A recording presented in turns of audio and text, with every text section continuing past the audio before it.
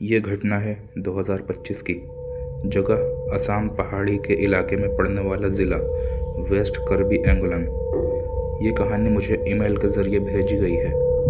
विवेक नाम के एक लड़के ने मुझे ये कहानी भेजी है।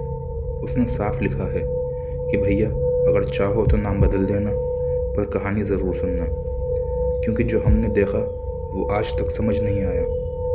विवेक उस समय क्लास 11th में था। उसे एक सरकारी रेजिडेंशियल स्कूल के हॉस्टल में रहना पड़ता था। स्कूल पहाड़ी पर था और हॉस्टल उससे करीब आधा किलोमीटर नीचे।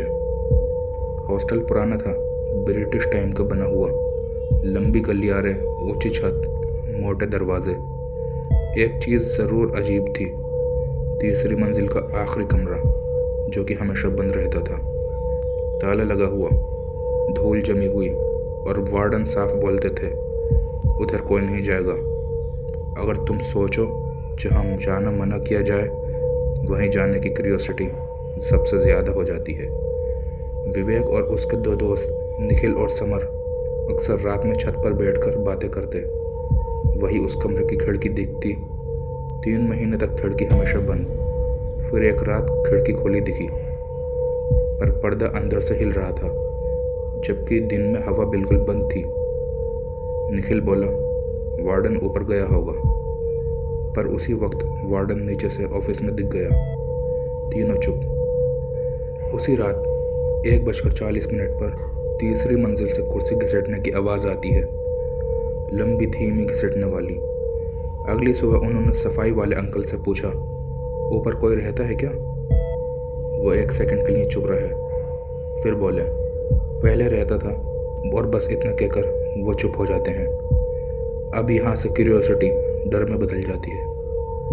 3 दिन बाद रात स्टडी के बाद समर बोला, चल आज देखते हैं कि क्या है उस कमरे में। विवेक ने मना करता रहा, पर ग्रुप प्रेशर तो तुम समझते ही हो। तीनों मोबाइल टॉर्च लेकर तीसरी मंजिल पर गए। गलियारा ठंडा था, नीचे से ज़्यादा ठंड, जैसे एसी चल रहा हो, जबकि ऐसा कुछ नहीं था। आखिरी कमरे के पास पहुंचते ही ताला लगा था, लेकिन ताला दरवाजे में सिर्फ फंसा था, बंद नहीं था, बस लटक रहा था। निखिल ने धक्का दिया, दरवाज़ा खुद खुल गया। कमरे में बदबू, बासी गीली दीवार की, बस फर्श पर घिसाव के निशान, जैसे किसी चीज़ को बार बार गोल घुमाया गया हो। बीच में एक टूटी कुर्सी, दीवार पर कीले, और एक कोने में दरवाजे पर खरोच के निशान, और एक कोने में दीवार पर खरोच से लिखा था कि यहाँ मत बैठना। तीनों ने सोचा कि शायद प्रैंक होगा। समर हंसा और उसी कुर्सी पर बैठ गया। तुरंत कमरे का दरवाज़ा अपने आप बंद हो गया। समर कुर्सी से नीचे गिर पड़ा। उसने बोला, किसने धक्का दिया? दोनों ने कहा, हमने नहीं छुआ। तभी ऊपर से पंखे से लटकती हुई कोई चीज़ दिखी, जो कि रस्सी जैसी थी। मोबाइल टॉर्च ऊपर गई, रस्सी नहीं थी, पर पंखा खुद घूम रहा था, बिना बिजली के, और आवाज़ आ रही थी, टक टक टक, जैसे कोई पैर मार रहा हो। तभी तीनों भागे।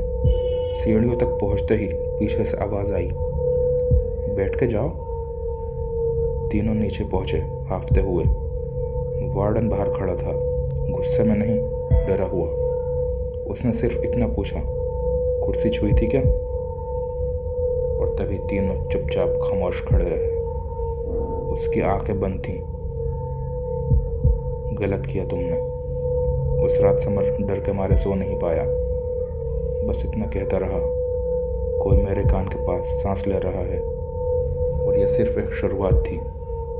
अब यहाँ से कहानी और हेवी हो जाती है। समर के साथ अब अजीब चीज़ें शुरू हो गई थीं। हर रात 2:15 बजे उसके बेड के नीचे घिसटने की आवाज़ें आती, जैसे कुर्सी खींची जा रही हो। पहले तो लगा ऊपर से, फिर एहसास हुआ नीचे से। अगली रात उसके पैरों पर नीले निशान थे, गोल आकार के, जैसे रस्सी का दबाव हो। अब वार्डन को बताया गया। वार्डन ने पहली बार पूरी बात बताई। 8 साल पहले उसी कमरे में एक सीनियर छात्र ने सुसाइड किया था। कुर्सी पर चढ़कर फांसी लगाई थी, लेकिन इन्वेस्टिगेशन में क्लियर नहीं हुआ कि सुसाइड थी या फोर्स्ड। तब से कमरा बंद है, पर जिसने भी कुर्सी को छुआ उसके साथ घिसटने वाली आवाज़ शुरू हो गई। समर ने टेम्पररी नीचे दूसरे कमरे में शिफ्ट किया, फिर भी आवाज़ जारी रही। फिर आधी रात में उसे लगा कि कोई उसके सीने पर बैठा है। वो हिल नहीं पा रहा है। आंखें खुली पर वहाँ कोई नहीं था, लेकिन कमरे में कुर्सी बेड के पास खिसकी हुई, जबकि वो दीवार से लगी थी। तीसरी रात समर ने चीख मार दी और बोला, वो बैठने को बोल रहा है। तभी उसके दोस्तों ने पूछा, कौन? तो उसने जवाब दिया, जिसे उतारा नहीं गया। अब डर पूरे हॉस्टल में फैल गया था। वार्डन ने एक बुजुर्ग पादरी और एक स्थानीय पुजारी दोनों को बुलाया। कमरा 3री मंजिल वाला खोला गया। इस बार दिन में दीवार का प्लास्टर हटाया गया था। पीछे से मिला एक पुराना फोटो उस छात्र का था और नीचे लिखा हुआ था, मुझे नीचे उतारो। पता चला घटना के बाद बॉडी को जल्दी से काटकर उतारा गया। प्रॉपर रिचुअल नहीं हुआ। कुर्सी, रस्सी, कमरा सब बंद, पर बैठना एक्ट रिपीट हो रहा था। कुर्सी जलाई गई और कमरे को सील करा गया। उस रात पहली बार कोई आवाज़ नहीं आई। समर के निशान भी धीरे धीरे गायब हो गए। लेकिन आखिरी ट्विस्ट, विवेक ने लिखा, भैया रिचुअल के बाद जब हम लौट रहे थे, वार्डन खड़ा था, पर उनके पीछे 3री मंजिल खिड़की में कोई बैठा था कुर्सी पर, और वो हमें देख रहा था।